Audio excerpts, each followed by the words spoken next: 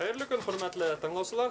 Темес Башкорт тарихи мәдәни үзәге 14 декабрь Башкорт теле көненә арнап Мундир Картов яки яу яланынан башкорт теленә ингән һүзләр дип аталган видео тасма тәкъдим итә. 1799 елда француз гаскәрләре Швейцарияга басып ингән рус хөкүмәте Римский-Корсаковның 24 меңлек корпусын озата. Бұл 24 меңлек корпуста башкорт яугирләренең булуы тарихи факт.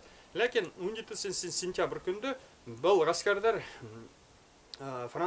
Австрия гаскәрләренең булдыклыгы аркасында өлешләтә хыйратыла. Һәм ошо вакытта Суворовтың Альп таулары аша данлыклы Швейцария походы башлана.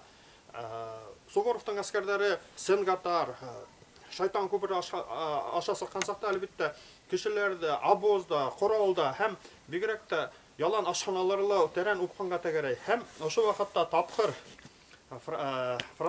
Суворовтың солдаттары ябай гына азык усакта, кузда яки эсекүлдә картоф тәгәрәтеп ашай башлайлар инде. Әлбәттә тәүдә офицерлар бұл азыкты инкар итәләр. Чөнки картоф ул крестьян азыгы, ләкин аслыкта алдап булмай. Яйлап офицерлар да бұл азыкты хорай башлайлар. Мына минең картофым беште шикелле. Ох, ете тәмле. Һәм солдаттар инде шаян солдаттар офицерларны шаяртып инде картошка мундире дигән атама бирәләр. Бұл азыкка Суворовтың гаскәрләре Римский-Корсаковтың гаскәрләрен кушып ала һәм уңышлы рәвештә безнең илебезгә кайта. Минең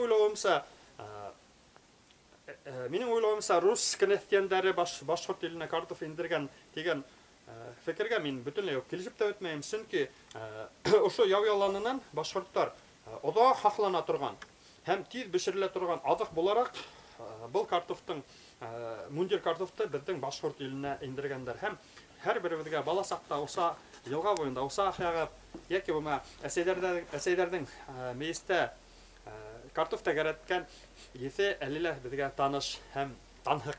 Игътибарыгыз өчен рәхмәт.